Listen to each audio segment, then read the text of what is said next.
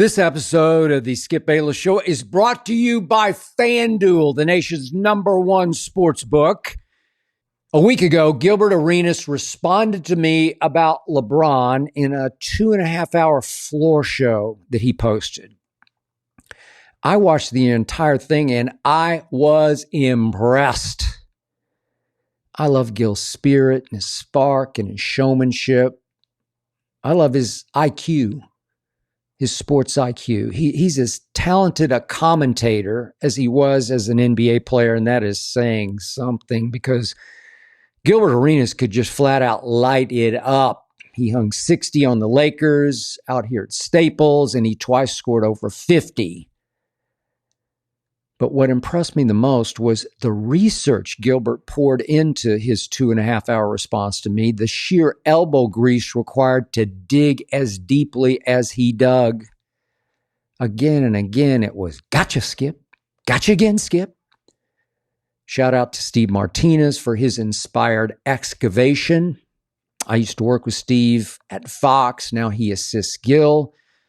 Steve Martinez knows my playbook. So yeah, he and Gil got me. Well, they got me once. I did call LeBron's last playoff series his first stint in Cleveland, the 2009 season. Well, that season did start in 2009, but it ended in 2010. You got me, Gil. But I did want to take exception to just a few of the many off-target points that you tried to make, Mr. Arenas. Okay, so you said Michael Jordan wanted to trade for Larry Bird. So see, Jordan wanted to form a super team too. Gil, first of all, I, for one, did not criticize LeBron for joining forces in Miami with Dwayne Wade and Chris Bosh. No, I applauded that move. I, for one. LeBron needed a big brother to teach him how to win a championship, and did Dwayne Wade ever do that? LeBron needed an iron-fisted father figure of a GM/president who really knew how to play the NBA game, and Pat Riley was that man. Go, LeBron, go to Miami.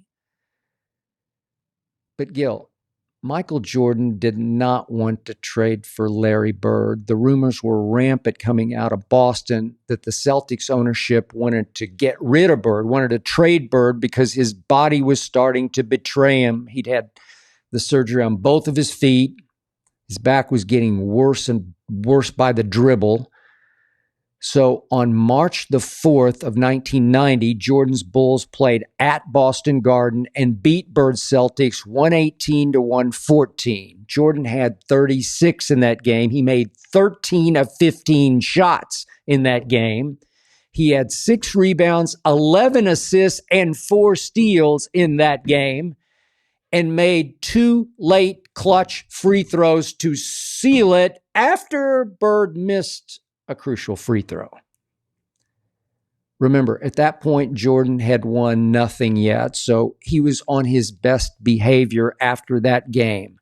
After that game, when the mostly Boston media asked him about the rampant rumors, did he want the Bulls to trade for Larry Bird? Jordan went into PR mode and said, and I quote, "The Celtics would be crazy to trade Larry Bird. He's still one of the best players in the league as far as I'm concerned. And I would love to see him on the Bulls. I would love to play beside him. Some people say Bird has lost a step or two, but I'm sorry. I can't see where he's slipped that much. Not that much."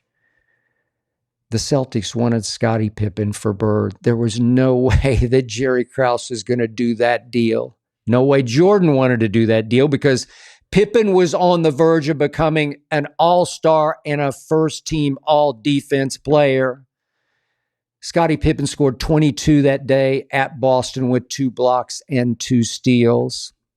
That year, 1990, Bird fell to 10th in MVP voting, 10th.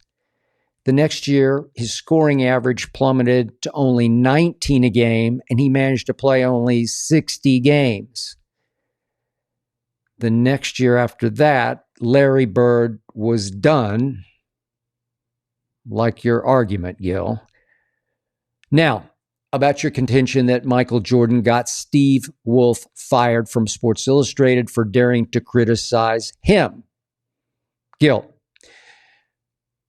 I know Steve Wolf, and I'm pretty sure he wasn't fired. He did eventually leave Sports Illustrated to help start ESPN, the magazine, but you, Gilbert, said that back in Jordan's day, I would have been fired for criticizing Jordan. I think your context was, I would have been fired for criticizing Jordan's basketball playing. That Sports Illustrated cover story in question was about Jordan's attempt to play baseball. Jordan didn't have a burning desire to try baseball, but he was forced to take an NBA sabbatical that year. That's a whole nother story I can tell you all about when we sit down. But during that year off, he decided to follow his heart, try to make his childhood dream come true, play big league baseball. Yet the problem was he'd only been at spring training for a few days when Sports Illustrated went with its cover headline of "Bag It, Michael," with a cover subheadline of "Jordan and the White Sox are embarrassing baseball." Now, Steve Wolf did not write those headlines, and he later said he regretted those headlines, but he did write that story, which was filled with scathingly skeptical quotes from managers and players and all kinds of inside sources. So Steve did back up his story very well. Steve Wolf later said on an ESPN podcast, it dropped around the time of the Last Dance documentary 2020, Steve Wolf said that Jordan was, and I quote, rightly insulted by that story. And I continue to quote Steve, who said, he wasn't out to embarrass baseball. He was out to pursue a dream we thought at the time was delusional, but we should not have come down on him that hard, said Steve Wolf in that podcast. Now, Michael Jordan did vow at that time to never again talk to anyone from Sports Illustrated. I'm pretty sure he never did, but the point was that Michael was upset that nobody from Sports Illustrated actually sat down with him. Steve Wolf did go to spring training for a few days and did participate in group interviews with Jordan, but the point was he didn't have a sit down with Michael. I'm not sure that would have changed the way Steve wrote that article. He did quote Michael at some length in the article. Michael was just hurt. He was forced out of basketball and he was plunging and trying something nobody would try at that stage of a pro career. Suddenly switch and try baseball is hard. Baseball's much harder to play than basketball is. So later that summer, it was 1994, Steve Wolf went to watch Jordan play double-A ball for the Birmingham Bulls. I think the game was in Orlando. And Steve Wolf said, I was blown away by how much he had improved. He had become a legitimate baseball player. Wolf was still definitely employed at that point by Sports Illustrated. He was not fired. He says he wanted to, at that point, later that summer, to write an apology to Jordan that would be published in Sports Illustrated, but his editors, he said no. Steve Wolf now says he believes Jordan would have made it to the majors if he had been able to stick with baseball. Just for the record, Gilbert would have made it to the major leagues, said Steve Wolf. And finally, Gil, to your point about me being stuck on press row, squinting at stat sheets, stuck at home, watching games on television, no coaching tape. It's the old, you don't know because you didn't play argument, or I should say fallacy. Gilbert, sometimes you don't know because you did play.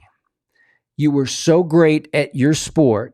You were in such a gifted flow in your sport of basketball that sometimes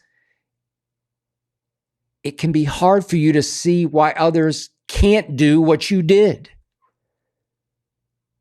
So let me remind you, who is the greatest basketball player ever? Well, obviously it was that guy. It was Michael Jeffrey Jordan.